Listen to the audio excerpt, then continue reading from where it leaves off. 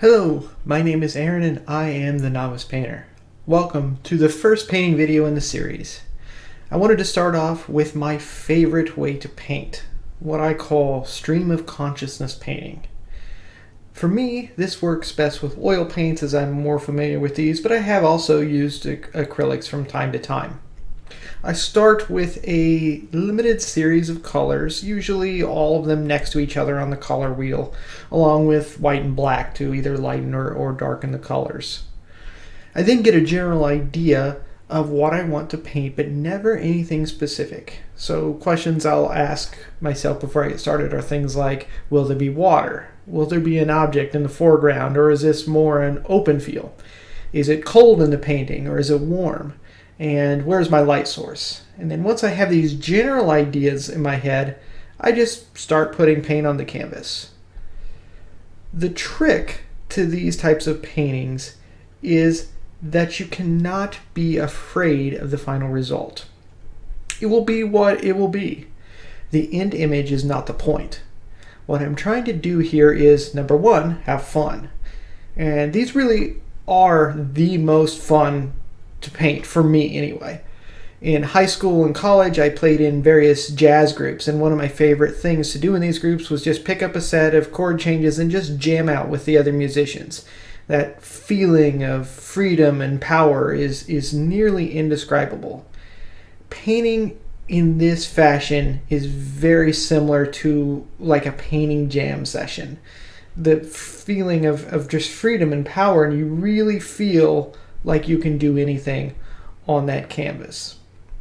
Number two, I need to be as creative as possible. And it's important to me that there is nothing really in my head when I start out painting these things. This is not a type of painting that you do when you have an inspiration or something that you just have to paint and get out. And it's about as far as you can get from painting with a photo. It's just you, the canvas, a limited color palette, usually a big old brush or two, and that's it.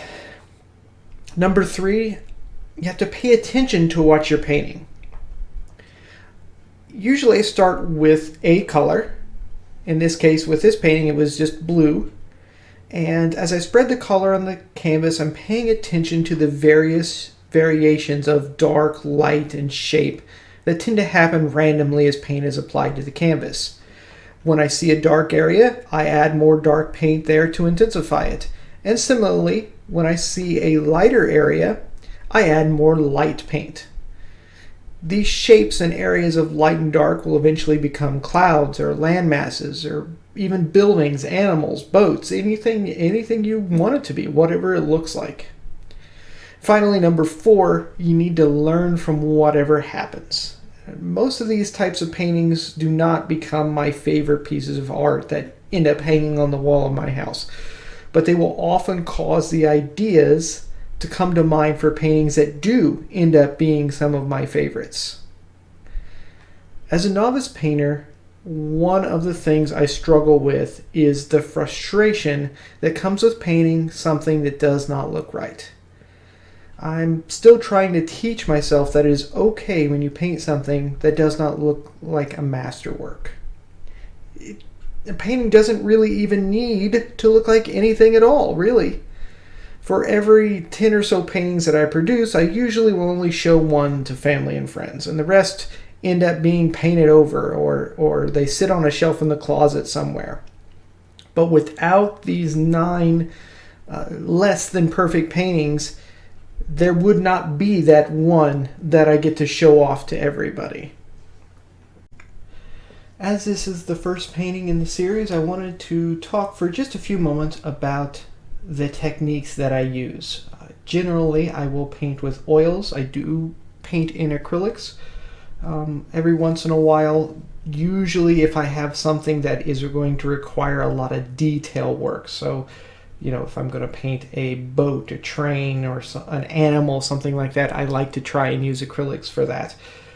But if I'm just doing something that doesn't require a lot of details, like a general landscape or this type of stream of consciousness painting, I will use oils, as that's what I'm most familiar with. My great-grandfather used oils. He used a technique called alla prima, or otherwise known as the wet on wet technique.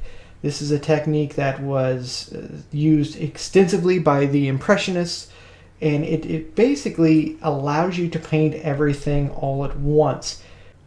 This differed from traditional oil painting, wherein you would paint one layer of paint, let it sit for a week, allow it to dry, then paint a second layer, let it sit for a bit, allow it to dry, and then you paint a third layer, etc., etc. This is how I paint with acrylics. You do the layer method with acrylics, but acrylics take moments to dry rather than a week to dry, so it works a little bit better.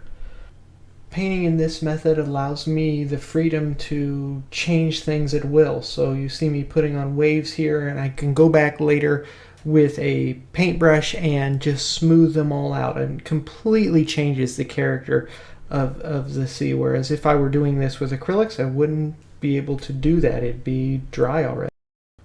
Okay, I think that's about enough out of me. I will stop talking here and let the music take over. I hope you enjoyed this video. I hope you enjoy the coming videos, and I hope to see you again soon. Thank you for watching.